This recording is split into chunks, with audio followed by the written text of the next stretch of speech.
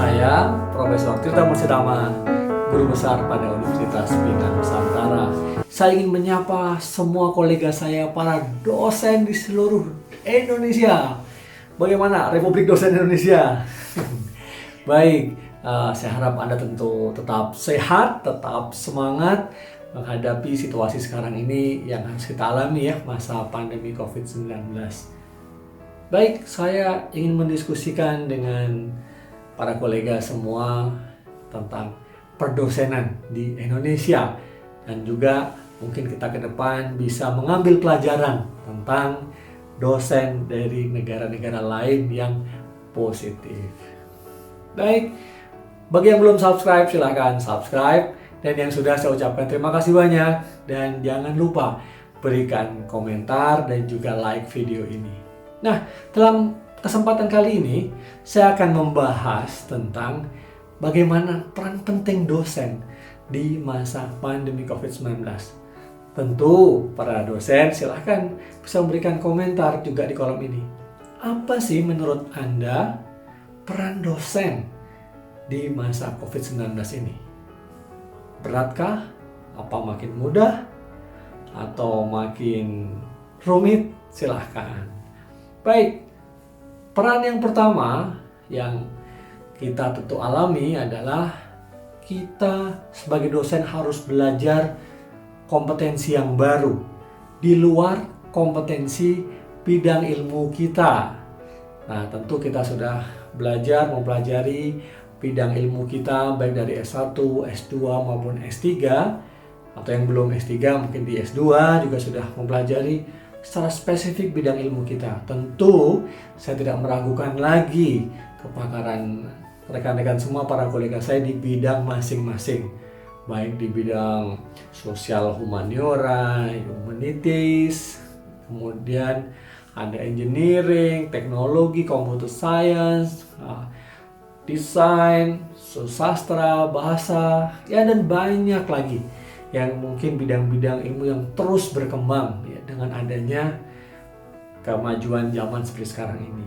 Nah, tapi yang pasti adalah plus kita dipaksa untuk belajar kompetensi baru di luar bidang ilmu kita, yaitu menguasai teknologi minimum dalam penyampaian materi pembelajaran. Misalnya kita tiba harus kuliah online, sehingga kita belajar berbagai aplikasi, berbagai platform untuk bisa mengajar secara online. Baik itu yang menggunakan video conference, atau mungkin kita juga menggunakan aplikasi lain ya, yang sifatnya sinkronus maupun asinkronus. Nah, bayangkan saja dulu kita sebelum COVID-19 ya, pandemi ini mungkin tidak pernah terpikir.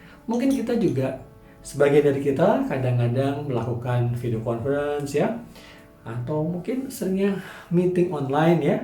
Tapi setelah COVID atau selama COVID ini, kita tiba-tiba, kita sebagai satu dosen ya, bisa ikut banyak seminar, ya, webinar, seminar online, diskusi online, ngobrol online ya, dan berbagai narasumber dimanapun. Atau kita bisa bertemu dengan mahasiswa kita yang tadi di dalam kelas, sekarang di dunia maya.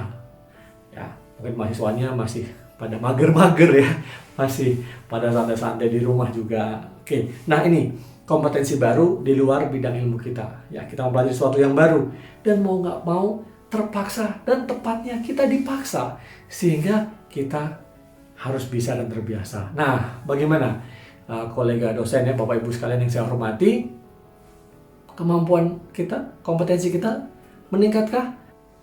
Hal yang kedua yang tidak kalah penting adalah kita mau tidak mau harus investasi di bidang-bidang yang memang kita harus pelajari, yang baru ya, kompetensi baru tadi.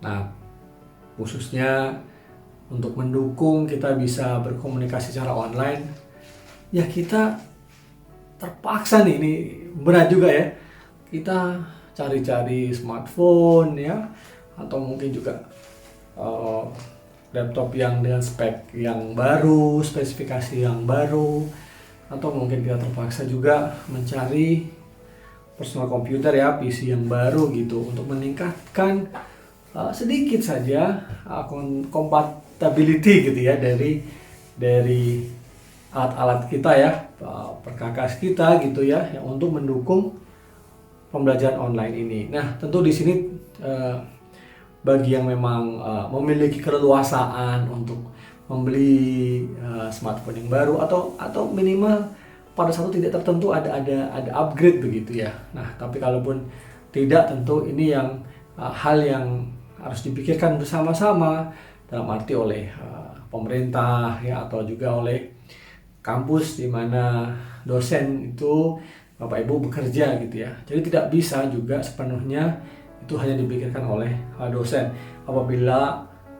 Apalagi juga dosen juga terkena imbas ya dari pandemi COVID-19 ini. Nah, untuk itu memang kita harus cari jalan bagaimana pintar-pintarnya kita untuk ya, bisa mengupgrade sedikit ya, atau mungkin resource sharing ya, berbagi dengan kawan-kawan yang lain atau oleh kampus sehingga pembelajaran online bisa dilakukan. Nah, mungkin juga banyak juga kolega-kolega saya yang ada di mungkin di terdepan gitu ya. Nah, bisa cerita, berikan komentar mungkin ya, bagaimana perjuangan Bapak Ibu sekalian dalam tetap mengawal kuliah ya, mencerdaskan anak-anak bangsa ini dengan mungkin ada keterbatasan.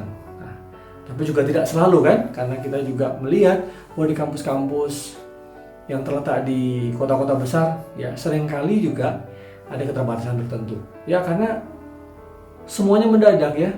Mungkin yang selama ini tidak perlu disiapkan jaringan internet yang kuat gitu ya, bandwidth yang besar gitu, tapi sekarang harus gitu ya. Atau mungkin yang selama ini dosennya hanya fokus atau mengantungkan pada fasilitas kampus, sekarang harus punya, atau kampusnya harus menyediakan. Nah, tentu hal ini suatu hal yang tidak mudah dan tidak sederhana. Untuk itu, dalam kondisi yang luar biasa seperti ini, emergency seperti ini, memang harus banyak pihak turut juga berkontribusi untuk menyelesaikan masalah ini. Nah, mungkin juga perusahaan-perusahaan ya, walaupun juga mungkin saat ini perusahaan-perusahaan sedang dalam situasi yang tidak mudah juga. Nah, itu hal kedua yang menjadi pertimbangan kita ya, dosen dalam situasi pandemi. Mungkin kita bisa mengusahakan bagaimana caranya agar meningkatkan fasilitas dengan keterbatasan kita dalam rangka untuk perkuliahan secara online bisa tetap dilakukan, baik secara langsung maupun tidak langsung. Hal yang ketiga yang tidak kalah penting menurut pendapat saya adalah sikap kita ya, sikap empati kita kepada para mahasiswa kita.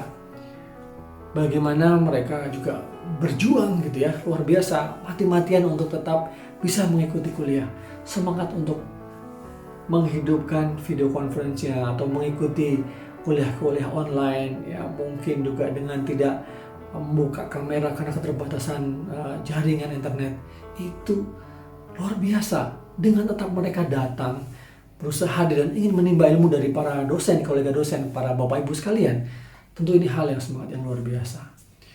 Bahkan kita juga melihat banyak cerita-cerita bagaimana untuk mendapatkan sinyal yang bagus, mahasiswa harus pergi kemana, ke suatu tempat ya, berjalan jauh ya, menuju ke pusat-pusat tertentu agar bisa mendapatkan sinyal mungkin secara gratis atau mendapatkan subsidi. Nah, tentu kita lihat bahwa pemerintah juga sudah melakukan upayanya ya untuk membantu para dosen dan mahasiswa untuk itu. Nah, tapi yang terpenting adalah rasa empati kita. Kita tunjukkan bahwa dengan mereka mau tetap belajar, tetap semangat ya, bertahan hidup, berjuang hidup, kita harus tunjukkan bagaimana kita harus memberikan yang terbaik. Nah, untuk itu tentu rasa syukur kita yang luar biasa. Kita masih bisa memberikan materi, berbagi, ya, kita masih diberikan kesempatan oleh Tuhan bahwa jalan untuk mencerdaskan generasi muda ke depan ya, anak-anak bangsa melalui kita, insya Allah itu bisa terlaksana dengan baik. Nah, dengan adanya sikap mental seperti itu ya, kita tetap berusaha ya, kita memang sampaikan rasa syukur kita, wujudkan syukur kita dengan kita berempati kepada para mahasiswa kita. Itu adalah suatu hal yang luar biasa. Dan apabila mahasiswa bisa merasakan itu, bagaimana empati kita yang luar biasa tanpa pamrih kita, tentu mereka akan bahagia. Nah, bagaimana tantangan menjadikan atau memfasilitasi ya, mendorong para mahasiswa kita bahagia?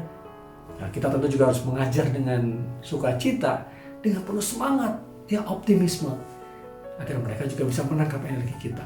Nah, itu tadi sharing saya sedikit tentang situasi ya, kondisi, ide-ide tentang kondisi dosen maupun peran dosen, tantangan dosen di era pandemi seperti sekarang ini. Bagaimana Bapak Ibu? Komentar Bapak Ibu, silahkan kalau ada pertanyaan juga silahkan tuliskan di kolom komentar ini. Jangan lupa kalau Bapak Ibu menilai masukan saya ini atau sharing saya ini bermanfaat, jangan lupa subscribe dan like dan juga share kepada para dosen di seluruh Indonesia, bahkan mungkin kolega-kolega Anda yang ada di seluruh dunia.